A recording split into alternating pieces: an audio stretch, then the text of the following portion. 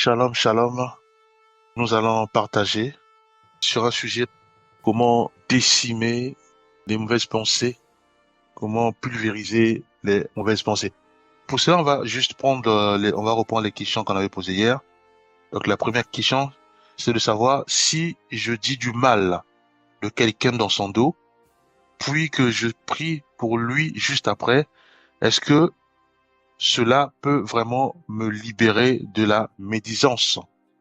La deuxième, quand j'ai de mauvaises pensées envers quelqu'un et que je décide aussitôt de prier pour lui, est-ce une manière efficace de me libérer de la colère ou de la haine que je ressens?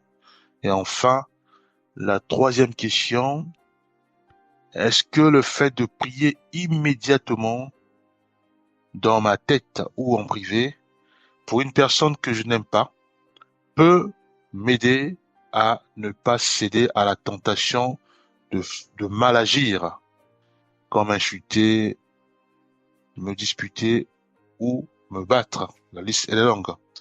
Alors, pour cela, nous allons prendre un verset, nous allons prendre simplement 2 Corinthiens 10, verset 5. Je vais lire, que Jésus Christ sanctifie sa parole.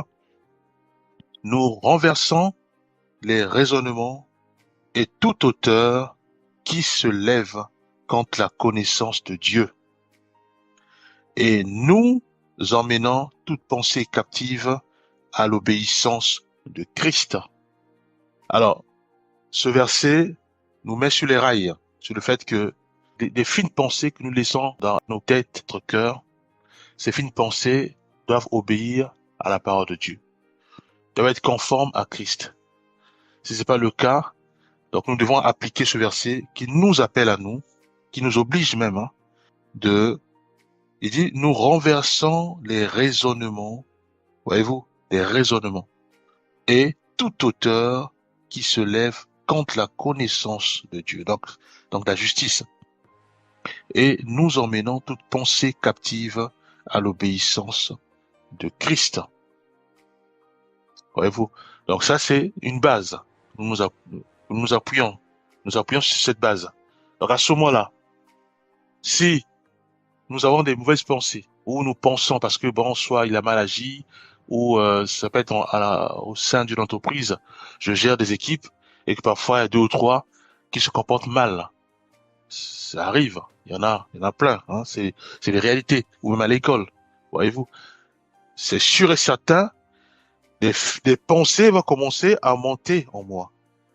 Bien entendu, l'arme ultime pour décimer ces pensées, c'est la prière. Le fait de prier aussitôt, quand nous sentons que des pensées de jugement, de la haine, de condamnation, de la colère montent en nous pour notre prochain, le fait de prier aussitôt, ça décime cet élan-là. Ça décime la haine, la colère, puisque le fait de prier, l'Esprit de Dieu va commencer à m'inspirer dans l'amour, à aimer déjà la personne que j'adresse ma prière à Dieu, hein, pour elle. Voyez-vous. Donc l'Esprit va commencer en même temps aussi à toucher mon cœur. Et du coup, je pourrais plus la détester ou la haïr dans mon cœur, parce que j'ai prié pour ce frère et pour cette sœur. Voyez-vous. Donc, il y a des fois, on se laisse entraîner par ses pensées, en disant, voilà, comment il agit ainsi. Ça peut être envers mon conjoint, envers, voilà, comment il agit ainsi. Donc, je laisse entraîner euh, ses pensées, de jugement, de la colère, de vengeance, voilà, tout au long de ma journée. Il y a des fois, je mange pas, il y a des fois, ma journée elle est gaspillée, il y a des fois, voilà, je pense qu'à ça, il faut que tant que je vois pas la personne, je suis pas bien. Ça, c'est pas bon. Or, il y a une clé pour arrêter net cette boucle du péché. C'est la prière. Voyez-vous? Souvent, on oublie parce que, comme nous jugeons dans notre cœur nos bien-aimés, ou puisque voilà, soit ils ont mal agi, soit ils sont mal comportés, soit ça peut être mon conjoint, hein, ça peut être mon conjoint, ça peut être les collègues au travail, voyez-vous. Donc du coup, on a pas idée que il est absolument important de ramener nos raisonnements à la connaissance de Christ. Voyez-vous? Donc, pour le faire, il faut juste prier. En fait, la clé, elle est simple. Elle est toute trouvée et elle est juste à côté. Le fait de prier pour cette personne, bien qu'on n'a pas la volonté, mais le fait de prendre la décision de prier pour cette personne, automatiquement, on devient bien, puisque Dieu nous restaure nous déjà, parce que on a perdu appétit, parce qu'on est resté dans nos pensées, voilà, toute la journée parfois. Or, le fait de prier aussitôt, ça décime l'élan, ça brise même euh, notre enfermement, notre isolement, voyez-vous, puisqu'on a été enfermé à juger dans notre pensée, à s'énerver dans notre pensée. Le fait de prier, ça décime tout cela, voyez-vous. Donc ça, c'est quelque chose à savoir. C'est une clé puissante. On m'insulte, automatiquement une pensée qui monte en moi pour dire pourquoi il agit ainsi, je l'ai fait quoi, j'ai rien fait, voyez-vous. Donc ça continue, ça continue. Comment je peux faire, comment je vais faire pour le raisonner, voilà, ça continue. Or, si dès le départ, puisqu'on a la connaissance, sur ce verset on vient de lire, à ce moment-là, nous prions pour ce bien-aimé, en disant que voilà, comme dira le maître, Père, pardonne-leur car ils savent pas ce qu'ils font, voyez-vous. En faisant ainsi, on n'est plus affecté, puisque Dieu nous restaure complètement, le cœur est nettoyé. Seigneur, touche-le. Il a mal agi envers moi, mais touche-le. Fais en sorte que sa bouche laisse sortir que les paroles de bénédiction. Transforme sa vie au nom de Jésus-Christ. Amen. En faisant cette prière, je pense plus on va encore détester la personne. Non, c'est fini. Voyez-vous? Alors, maintenant, reprenons maintenant la question. Alors, avant de reprendre, on va comprendre un autre verset. Nous allons prendre encore un autre verset. C'est dans Matthieu 5, verset 44. Je vais lire. Mais moi, je vous dis, aimez vos ennemis, bénissez ceux qui vous maudissent, faites du bien à ceux qui vous haïssent et priez pour ceux qui vous maltraitent et vous persécutent. Voyez-vous? Donc ici, on a plus de détails et c'est clair. Et qui parle, c'est le maître, c'est Jésus-Christ qui parle. Parce que lui, il maîtrisait toutes ces clés. Et il les utilisait en permanence jusqu'à la croix. Quand tu as dit, Père, pardonne-leur, car ils savent pas ce qu'ils font. Voyez-vous? Donc, il prie pour ceux et celles qui le met à la croix, en fait. Voyez-vous? Il prie pour eux.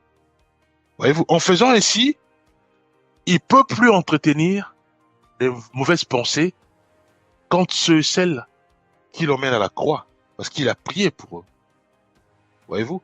Donc, c'est ce que nous devons faire. Nous devons utiliser simplement les clés de notre maître. Mais il y a une dimension puissante au niveau spirituel. Le fait de prier pour ceux qui nous persécutent, Dieu nous nettoie, nous libère de la haine, de l'amertume.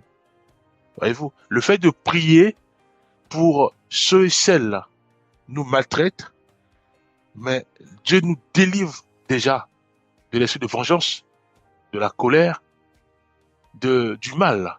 Parce qu'on ne sait pas, à force d'entretenir cette situation que voilà, ce collègue ou ce frère me fait du mal, à force d'entretenir cela, mais forcément ça va déboucher, soit par les bagarres, soit par, on va dire, soit par le mal, puisque le mal, euh, Dieu nous l'interdit, voyez-vous.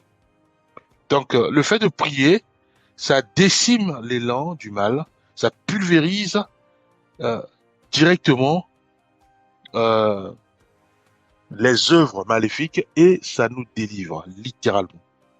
Voyez-vous? Et ça nous délivre littéralement. Donc nous devons l'utiliser au maximum puisque Jésus-Christ l'a utilisé constamment. Alors, reprenons les questions maintenant. Est-ce que, il dit, si je dis du mal de quelqu'un dans son dos, puis que je prie pour lui juste après, est-ce que cela peut vraiment me libérer de la médisance? On va dire oui et non. Oui déjà, puisque la prière, quand on prie, c'est pour ça qu'il est absolument important de prier aussitôt. C'est bien de se plaindre, mais quand on le fait, c'est mauvais. à tout le monde, on se plaint, c'est mauvais.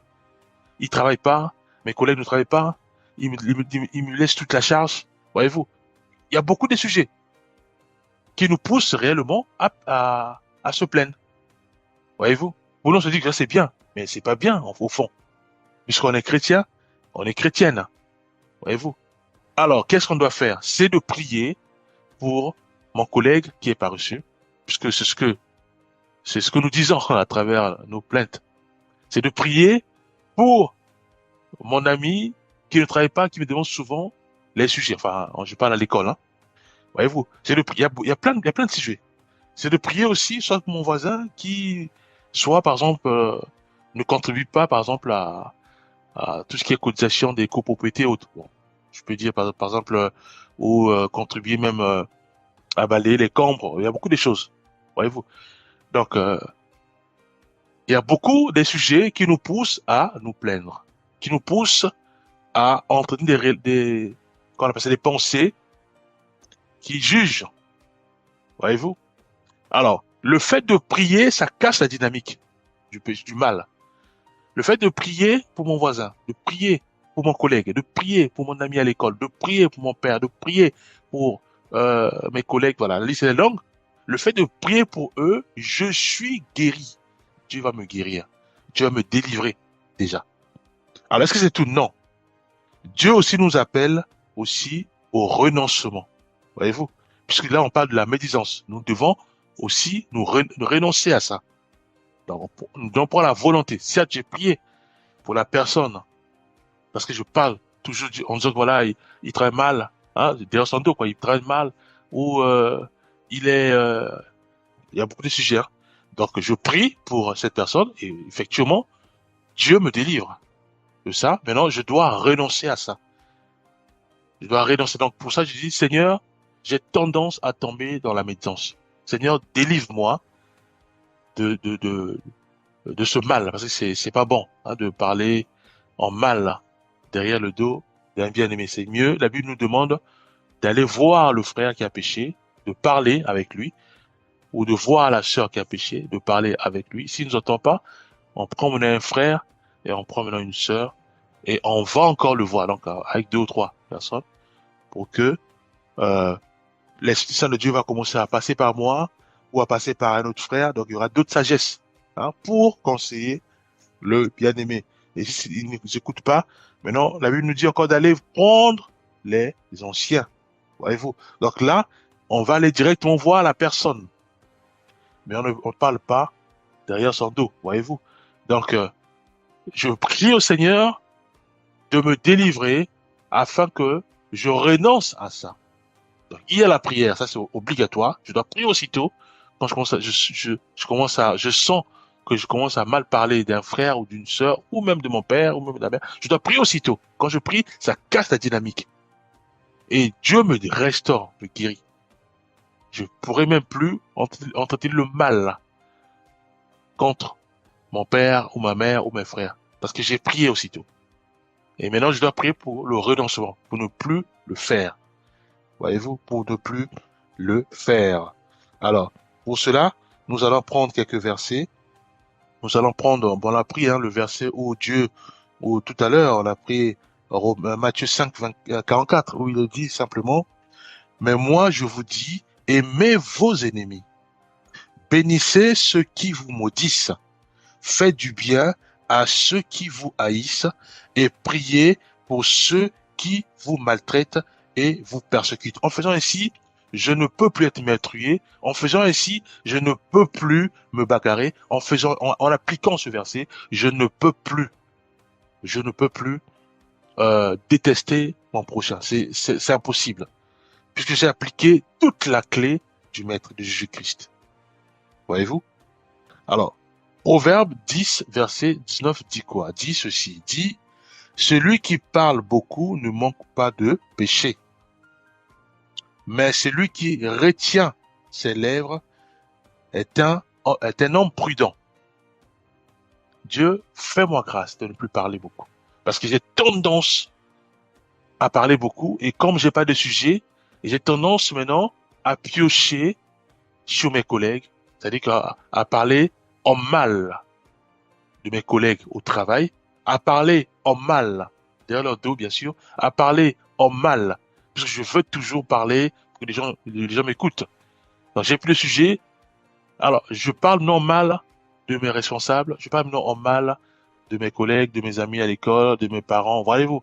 Alors donc je dois prier pour que le Seigneur, il faut que je prie et il faut que ma bouche euh, soit traitée par le Seigneur, voyez-vous, pour ne plus euh, il dit, celui qui parle beaucoup ne manque pas de péché. Mais celui qui retient ses lèvres est un homme prudent, voyez-vous. Donc je dois demander au Seigneur de contenir mes lèvres, de contenir, voyez-vous. Et que les saints de Dieu m'aident à discerner ce qui sortira en moi à travers ma bouche. Est-ce que c'est les bénédictions ou est-ce que c'est le mal? Le mal, c'est tout ce qui est malédiction. Parler en mal d'un frère, c'est le mal. Voyez-vous? Jacques 3, 10 dit ceci, dit, de la même bouche sortent la bénédiction et la malédiction. Il ne faut pas, il dit, il ne faut pas, mes frères, qu'il en soit ainsi. Voyez-vous? Donc, si je dis du mal de quelqu'un dans son dos, puis que je prie pour lui, est-ce que cela me libère vraiment de la malédiction? Oui. Parce qu'il faut que je prie. Il faut que je prie pour ce frère, pour cette sœur, ou pour mon père ou mes parents. Et ensuite, je dois maintenant prier pour moi-même, pour que Dieu me délivre, pour contenir mes lèvres et pour ne plus euh, parler beaucoup, hein, pour que je peux plus. Donc il faut que je prie pour que Dieu me délivre sur ça aussi, sur ce volet-là. Je dois plus parler beaucoup, mais que Dieu m'aide à filtrer mes propos et que ces propos euh, soient ramenés à l'obéissance à la parole de Dieu. Ça, c'est très important. Si nous ne faisons pas ainsi, que nous soyons pasteurs, évangélistes, que nous soyons docteurs, nous péchons contre Dieu. Voyez-vous? C'est ce qu'on appelle les portes. On ouvre les portes comme ça. Parce que je parle beaucoup. Je parle beaucoup. Je me plais parce que comme je suis responsable, et forcément, les autres vont m'écouter, vous dire, voilà, et oui, tu as raison, oui, il a mal agi. Mais sans me rendre compte, moi, je suis en train d'entraîner d'autres frères dans le péché. Parce que je suis en train d'accuser, parce que je suis en train d'accuser, ou même mes collègues au travail. Et souvent, c'est au travail, hein, souvent. C'est au travail. Mon responsable, voyez-vous, souvent c'est au travail, ou ce collègue, ou même à l'école aussi, souvent c'est même à l'école aussi. Voyez-vous. Mais sans me rendre compte, je suis en train d'entraîner les autres à pécher, bien aimé. C'est des portes que je joue comme ça. Mais moi, comme je sais pas, parce que je suis ignorant, je sais pas que je suis en train d'offenser le Saint-Esprit, d'offenser Dieu. Parce que je plains, je dis que c'est bien parce que effectivement, si on vérifie, ce que je dis est réel. Le collègue ne travaille pas. Voyez-vous, ou l'autre ami, il aime tout me déranger, lui donne les sujets, ou les réponses aux sujets donnés à l'école. C'est vrai. Mais au fond, c'est un péché, puisque c'est le mal. Dieu me demande à moi de prier pour ceux et celles qui me persécutent, de prier pour ceux et celles qui me font du mal. Voyez-vous. Donc je ne peux plus me plaindre auprès de mes collègues ou auprès de mes responsables. Pour un frère, pour un collègue, pour un ami, je dois prier pour ce frère et prier pour moi pour que Dieu me délivre de cet esprit de chercher toujours à avoir raison, ouais, me plaindre, voyez-vous. Maintenant, il faut que Dieu nous aide à accepter cela, que le fait de me plaindre, c'est le mal. Donc, c'est pour ça que Dieu, j'ai tendance à refuter cela, puisque j'ai rien fait et j'ai raison. Et il faut que nous prions pour que Dieu aussi nous aide à accepter les injustices, mais dans la prière, et à prier pour ceux et celles qui nous font du mal. Alors, prenons la deuxième question. Quand j'ai de mauvaises pensées envers quelqu'un et que je décide aussitôt de prier pour lui, est-ce efficace? Est-ce efficace contre la colère ou la haine? Oui, bien aimé. Prends l'exemple à chaud. Je marche, on me bouscule. Par réflexe, je vais chercher à ce qu'il me demande pardon. Ou je vais rechercher à savoir pourquoi tu m'as bousculé, voyez-vous. Mais si je prie aussitôt, je replie par la prière, la haine, la colère vont être décimées. Parce que j'ai prié pour ce frère qui m'a bousculé à tort. J'ai prié pour ce frère ou pour cette sœur qui m'a volé à tort. Voyez-vous. Après, je peux poser la question pour savoir pourquoi tu as fait ainsi. Voyez-vous. Pour encore avoir plus d'éléments de prière. Pourquoi tu m'as volé? Il y aura toujours une réponse, soit parce que j'ai pas l'argent, soit parce que je sais pas, soit parce que j'ai entendu une voix. Maintenant, je prie, j'ai beaucoup d'éléments, beaucoup de sujets de prière, beaucoup d'éléments pour ma prière. Seigneur, délivre-le de la voix qu'il entend, délivre-le de la pauvreté, délivre-le aussi de cet esprit qu'il agite. Donc la réponse est oui, et nous devons appliquer cette recette. Quand nous sommes bousculés, quand nous sentons que des pensées du mal, c'est quoi les pensées du mal? C'est quand je commence à juger un frère dans mes pensées, dans ma tête, à juger une sœur, à me plaindre parce qu'effectivement, j'ai subi l'injustice. Ça arrive. Il y en a plein. On voit dans le milieu hospitalier ou dans les milieux des juges, souvent c'est ça. Hein. La justice, hein, souvent c'est ça. Donc on se dit voilà, euh, je suis jugé à tort ou je suis discriminé ou je subis des cas de racisme, voyez-vous. Mais je dois prier pour le frère ou cette sœur, ça peut être aussi dans les administrations. Je dois prier pour ces frères, ceux et celles qui travaillent dans ces administrations-là. Prier pour eux pour que Dieu les délivre du discrimination, du racisme. En faisant ainsi, Dieu me délivre aussi moi, parce que vous savez l'impact. Et si nous laissons, nous laissons ces pensées monter en nous constamment, après souvent, voyant dans les métros, les gens succombent dans la folie. Voilà, pour voir, parce que à force d'aller refus, aller dans l'administration, refus, on va pour prendre des autorisations, refus, on va pour les étrangers, donc on va pour avoir des cartes de séjour et autres, refus, voyez-vous.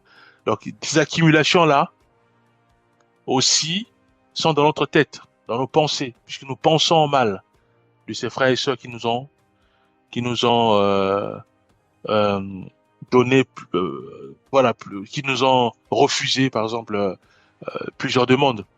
Mais à force d'entretenir, on dort plus, on dort plus. Après, ça craque.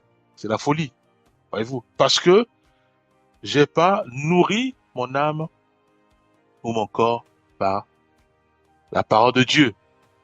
Voyez-vous, oh, Dieu me demande à moi de nettoyer mes pensées, de nettoyer mon cœur. En quoi faisant? En priant pour ceux et celles qui me persécutent, ceux et celles qui me font du mal. En faisant ainsi, moi-même, je suis délivré de la folie, puisque je suis délivré de la folie, puisque à force de laisser les pensées de la colère, de vengeance en moi, c'est la folie, bien aimé. Je dois prier pour ceux et celles qui me font du mal. Voyez-vous, donc, la réponse à la question 2, elle est valable, elle est juste. Je dois prier. Alors, prenons Romains 12, verset 21. Il est dit, ne te laisse pas vaincre par le mal. Je vais quelque part, refus. Je demande quelque chose, refus. Mais Dieu me dit à moi, attention, ne te laisse pas vaincre par le mal. Qu'est-ce que je fais? Aussitôt, je prie pour ceux et celles qui m'ont refusé une demande. Parce que le mal, c'est quoi? C'est le fait de commencer à juger ses frères dans ma tête. Ça, c'est le mal. Alors, Dieu m'impose et me dit, ne te laisse pas vaincre par le mal, mais surmonte le mal par le bien. C'est quoi le bien? Prier pour la personne qui t'a offensé, qui s'est mal agi envers toi. Maintenant, on fait la troisième question. Est-ce que le fait de prier immédiatement dans ma tête ou en privé pour une personne que je n'aime pas peut m'aider à ne pas céder à la tentation de mal agir, comme insulter, me disputer ou me battre. Oui. Et c'est conseillé de prier, de faire ainsi. Donc de prier immédiatement. De prier immédiatement. Dieu Seigneur, gère cette situation. Je veux pas sombrer dans les chamailles, dans les disputes, parce que je subis toutes sortes de violences. Gère la situation. Donne-moi la sagesse pour me dégager, pour me défaire de cette situation. Mais je dois prier pour la personne, pour ne pas que je succombe dans les bagarres, dans les chamailles, dans les disputes, parce que c'est le mal. Or, le mal est proscrit au milieu des chrétiens. Dieu nous interdit d'appliquer le mal. Voyez-vous? Donc, aujourd'hui, nous savons maintenant que la clé pour décimer les mauvaises pensées en nous, c'est la prière. Donc, si aujourd'hui, mon père ou ma mère me fait du mal, pour ne pas que je sois tétanisé pendant toute la journée, à penser que de ça, de l'injustice, je dois prier dès que je reçois l'injustice, dès que je reçois toutes sortes de difficultés. Je dois prier pour eux aussitôt. Quand je prie pour eux aussitôt, de toute façon, faisons simplement le cas pratique. Pensons à un frère ou une sœur, ou même des membres de nos familles que nous n'aimons pas. Prions pour eux maintenant, là. Vous allez voir que on va être délivré aussitôt. Parce qu'on n'aura pas la force de faire ainsi. C'est le diable qui nous pousse à ne pas le faire. On dit non, tu peux pas prier pour lui parce que il t'a fait du mal, parce que voilà. Mais non, faisons le cas pratique. Pensons à tous ceux et celles-là qui nous ont offensés. Maintenant, commençons à prier pour eux maintenant. Là, vous allez voir que Dieu va commencer maintenant à nous restaurer, à nous délivrer. Voyez-vous? Mais c'est pas fini. On doit aussi prier pour nous-mêmes, pour que Dieu nous aide à ne plus nous plaindre. Jésus-Christ, il se plaignait pas. Jésus-Christ priait au contraire pour ceux et celles qui lui faisaient du mal. À la croix, c'est ce qu'il a fait. Père, pardonne-leur, car ils ne savent pas ce qu'ils font. Même Étienne en mourant, c'est ce qu'il a fait. Père, pardonne-leur, car ils ne savent pas ce qu'ils font. Voyez-vous? Nous allons prier. Père, nous remettons entre ta main nos vies. Fais grâce, Père. Fais grâce au Père Céleste d'appliquer cette clé du Maître qui consiste simplement à prier pour ceux et celles qui nous font du mal. Aide-nous, Éternel des armées, à nettoyer nos pensées par la prière, en priant pour ceux et celles qui nous bousculent, qui nous font du mal. Aide-nous, Père, à nettoyer notre cœur en priant pour ceux et celles qui nous font du mal. Aide-nous, Père, à accepter cela. Aide-nous, Père, à accepter cela, afin que nous soyons délivrés. Au nom puissant de Jésus-Christ, nous avons ainsi prié. Amen.